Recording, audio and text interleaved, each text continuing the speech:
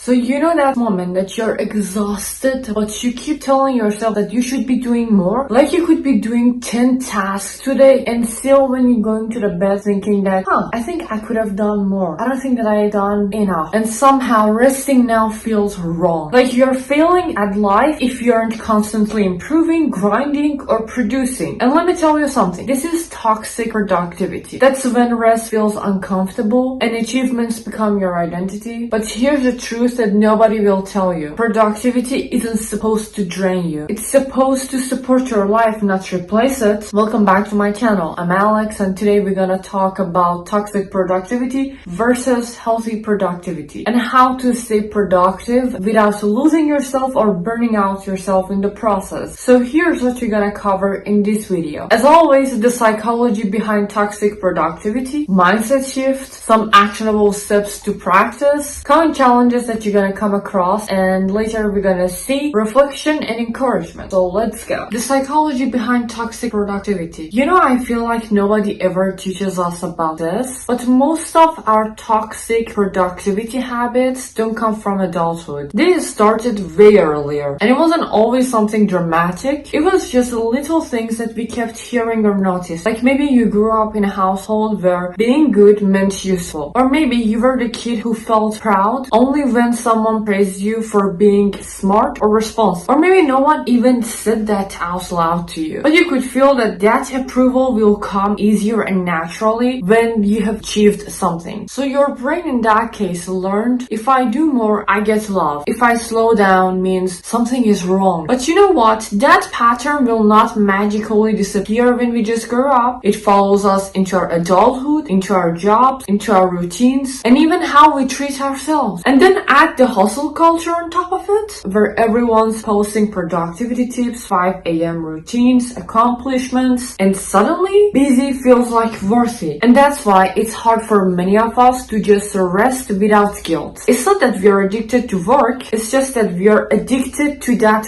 feeling of being enough that work gives us. And this is where exactly the toxic productivity starts. The mindset shift. So the mindset shift isn't about doing less, it's about finally asking yourself the real question. Why am I trying so hard in the first place? What am I trying to accomplish by all of this hard work? And I don't mean it in a self-doubt way. I mean that, or are you doing this to not feel guilty, shameful, or unworthy? Actually, most of us don't even realize that how much of our productivity is just driven by fear. Fear of failing, fear of being judged, fear of not being enough, fear of failing being enough, fear of losing our identity if we aren't consistently accomplishing something. And the fact is that healthy productivity is different. It comes from alignment and not pressure. And it will sound like, I want to do this because it fits my life, not because it makes me feel valid for just 5 minutes. So when you start making decisions based on your energy and not your ego, you suddenly stop overworking and start living. And by the way, this whole idea of intentional discipline, of building a structure that supports you instead of draining you, it's part of my discipline series that you could see it right there. If you actually want to build a sustainable discipline and not the harsh, toxic version you see online, I will link him down in my videos, and also you could see it on the card as well. Actionable steps. Okay, so let's get practical. First, have a must-do versus want-to-do list. This one matters more than what people think. Most of us make a giant list because we want to feel that we're being extra productive. But what actually happens when you make that giant list? You will overwhelm yourself before you even get to start. Or you might panic by just saying that, oh my god, this is so long, this is so huge, am I gonna do that? So save your breath and energy. So instead, make a list with only 2 categories. The things that must get done today and the things you want to get done today. The must-dos will forward your life and the want-to will actually make your life meaningful. So basically, you need both of them to stay balanced. But also, it will create a mental boundary that your brain will understand as, I'm not trying to crush myself, I'm trying to move forward at human pace. So if you're visual or you like a structure, the Eisenhower matrix could really help you to see what's urgent here and what you're only stressing about. If this feels too complex, you can just have the must-to-do list and want-to-do list as well. That works very well too. And this is more than enough to just start healing your relationship with productivity. Second, schedule rest first. This sounds counterintuitive, but think of it like this. You can't build a productive life on an exhausted mind. So when you put rest first, even something as small as just having a slow morning, or going for a walk, or taking 20 minutes to sit with your thoughts or journal, you will remind your brain that it's allowed and it's okay to just breathe. Healthy productivity isn't about squeezing tasks everywhere. It's about setting yourself up so you don't run out of yourself halfway through there. 3. Do one thing fully. People underestimate how grounding this is. When you focus on one thing with full presence without doing multitasking, time slows down, your brain gets calmed, and your productivity becomes clean and natural and not chaotic. And this is actually the opposite of burnout. Step 4, normalize being enough. Alright, this is a step that has changed people's lives. Most of us end the day thinking that, did I do everything? Whereas healthy productivity thinks that, did I do enough? And enough means progress, not perfection, not exhaustion, just forward movement. It's gentle, realistic, and sustainable. If this video is speaking to you so far, let me know down in the comments. I would love to know where you are at right now. And also, if you are finding this video helpful, please make sure that you like the video and subscribe to the channel, because that would really help me out and boost my motivation to come out and post more videos for you guys. Comment challenges. Challenge 1, feeling guilty when resting. So actually, this is conditioning and not truth. So any will fade away with practice and time. Challenge 2, feeling behind compared to others. Well, let me break it down to you. Comparison is the productivity killer. It's actually joy killer as well. I genuinely don't understand why you want to rob yourself of the joy of your happiness. And also remember that your timeline is different than others. Challenge 3, feeling unproductive on low energy days. Low energy days are just signals and not failures. Your body is saying that, hey, I need a minute, and listen to it. Challenge 4, thinking that healthy productivity is equal doing less. It's not. It's actually doing more aligned, better, and more intentional work, which usually ends up doing more quality work. So let me ask you something. When was the last time you rested without feeling guilty? When was the last time you did something present, joyful, and relaxing, and it didn't feel like you were wasting time? So here's what I want you to remember. You don't need to earn rest. Your worth isn't measured by how busy you are, and doing more doesn't make you valuable. Healthy productivity feels like this: calm focus, aligned actions, energy that doesn't crash, living like a human and not a machine. Your life doesn't need more pressure. It needs more intention. Before you go, I would also like to share my Instagram in case you want to check in between the videos, because I post a bit more frequently there, so it can feel like a softer touch point throughout the week. Thank you so much for staying with me till the end of the video. I really appreciate you. Until the next video, take care of yourself and bye bye.